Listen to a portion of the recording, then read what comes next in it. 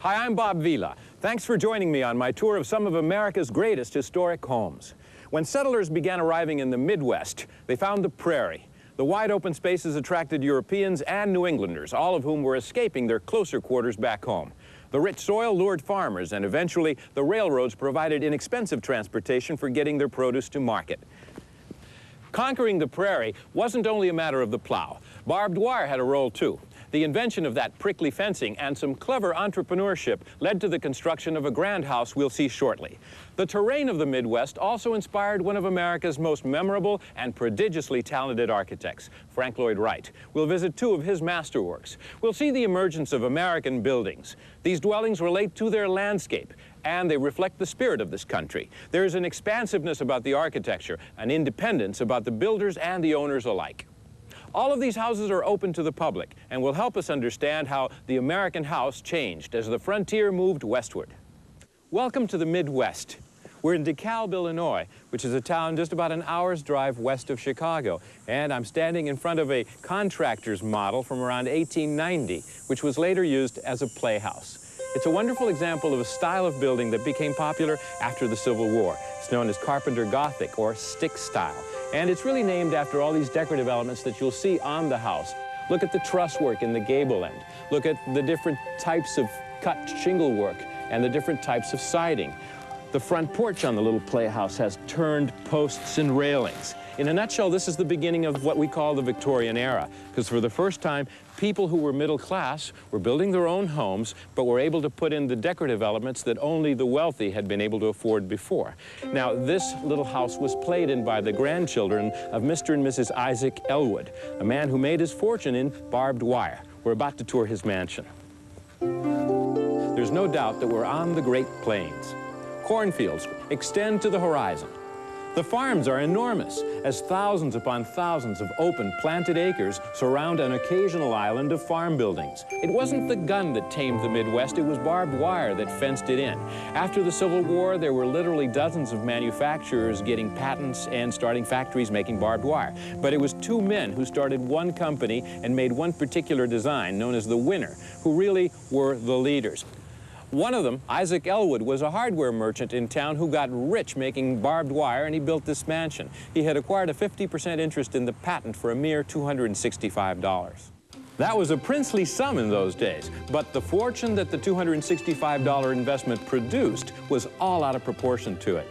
Barbed wire was relatively inexpensive to produce, cheap to install, and durable. It was used not only to contain livestock on farms and ranches, but also by railroads to fence their right-of-ways. The design is still being manufactured today.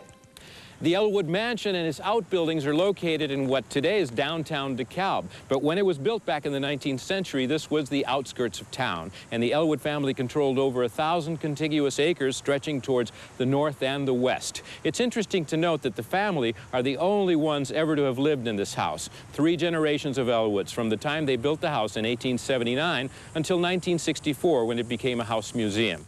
The house today has some traces of the original design, but mostly you're looking at the product of 2 major renovations. The date of construction, 1879, places it firmly in the Victorian era. It was an amalgam of then popular elements. The mansard roof was borrowed from the Second Empire style. The facade was Victorian Gothic, although most of those elements were later removed or obscured. Newspaper reports of the time report its construction cost as between $40,000 and $50,000. Let's remember that this is a very wealthy family owning this house, and 20 years after they built it, they want to remodel it because they want to stay in fashion. And the style that was most fashion by the turn of the century, practically, was colonial revival. And so not only have they painted everything on the top white to make it seem more colonial, they've added a very impressive front portico to this house, which has all the features of a neoclassical revival style. The portico is decorated with an overhang that has dentils underneath it. The columns are of the Ionic order, very much in keeping with that style. You've got the balustrade all around it. On the side of the house, they even added a small porte-cochere, something that was also very current because they were starting to buy horseless carriages. I think it's time to go in and meet Jerry Brower, who's director of the Ellwood House Museum. Hi, Jerry. Welcome to Ellwood House, Bob. Thank you. I understand you wanted us to begin our tour here in the library, which is the really high Victorian room, right? Yes, as you know, the Ellwood House underwent a lot of changes in its history, but this room still has the original high Victorian proportions with the 14-foot ceilings, wow, the cornice moldings, the original gilt overmantel mirror, which probably was made in France. For this house? For this house. Yeah. Actually, originally there were a pair of them. The marble fireplace in the East Lake style, which has a coal grate. Now, was the house heated by coal? No, the house always had circulating hot water heating, but most of the principal rooms did have fireplaces. They could be used on extremely cold days for auxiliary heat. And in keeping with the idea of the hearth and the warmth of the home and the Victorians. And the hearth, right. And so that was very important to have a cozy home. Right. Victorians were great travelers and collectors, and is that reflected in this room? Yes, it is. One thing right here below us is the so-called Russian wedding duck, which probably was acquired by the family on some of their travels. It's a piece of folk art that was originally filled with bridal gifts as a wedding for a wedding celebration. Okay, and of course the family wanted to be perceived as being cultured, and they were a cultured, wealthy family. Yes. So they had a fine library, right? They had a fine library in these wonderful Renaissance bookcases, which were probably put in this room in the 1890s. Mm-hmm. And of course, Mr. and Mrs. Ellwood had a fine library of classic works in beautiful leather-bound editions. This is an edition of Moliere. And they're all here and in perfect condition. Look at this binding. And this has silk flyleaf, which is very elegant. Just gorgeous. So this is the most Victorian of the rooms, but the hall certainly looks high Victorian. The hall is high Victorian and really reflects the original style of the exterior of the house. Was the original facade heavily ornamented? Yes, there was a lot of carved limestone decoration in the Gothic style, which we see here repeated on the interior. So these original details date to the 1879 house? Right, that's correct. And that looks like it's all carved oak up there. It's carved oak with burl walnut panels. Beautiful. What about the ceiling and the cornice ornamentation? Is that all painted? Yes, that's stencil decoration. About 5 years ago, a portion of canvas that was covering the ceiling that was painted white began to pull away, and we discovered that a lot of the decoration was still in very good shape. Really? Yes. And so we cleaned those areas it was possible to clean, and the other areas were restored by conservators from Chicago. Are these the Ellwoods? Yes, this is Isaac and Harriet Ellwood. Harriet Ellwood and Colonel Isaac Ellwood, the principal manufacturer of barbed wire. What about this? This is the dinner gong that called the family, of course, to dinner in the dining room. Aha.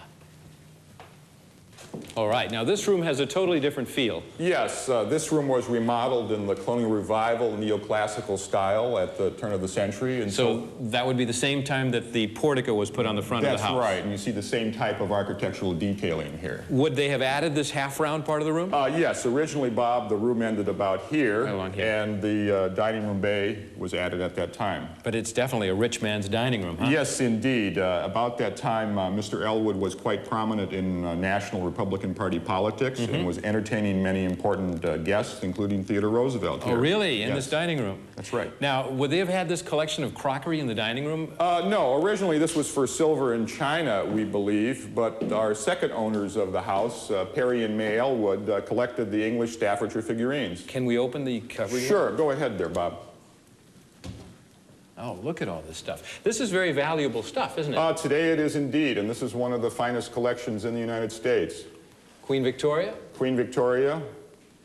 And there she is again down on the lower Yes, in the cabinet. 18-inch size. Garibaldi, the King of Prussia. I've never seen such a collection. Yes, they're wonderful indeed. Now, you're telling me that this was put together by the next owner of the house, Perry? Yes, Perry and May inherited the house in 1910, and they began quite a campaign of remodeling that lasted until about 1912. This is him in the portrait? This is Perry here. Yes. Well, where can we see some of their work? Let's go on into the living room, Bob. This is the room that Perry and May Ellwood created after they inherited the house in 1910. May's cousin, Roy Terwilliger, was a Chicago interior designer. And so they gutted the two earlier matched Victorian parlors that were here with sliding pocket doors. They removed all of that. Yeah. And they created this modern living room which actually is in the Jacobean style. The Jacobean style. Give us a little bit about what that really means. Yes, that's an English 17th century style, mid-17th century in England. It comes from Jacobus, which is James in Latin, so the Stuart monarchs, King James. Okay, the King James, Bible, King James, right. Exactly. And how is that characterized? By the paneling? It's characterized by these small oak panels and this sort of simplification of classical details with these triglyphs and so forth at the top. And what about the ceiling? And then the pargework ceiling, which is a molded plaster ceiling in this elaborate geometric design. It's a beautiful room. I'd say it's at least 40 feet long. Yes, it's 40 feet long by about 20 feet wide.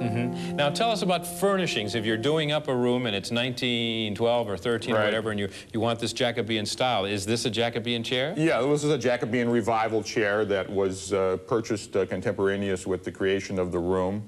Some of the features are the spiral turnings and all this elaborate carving, as well as the cane back.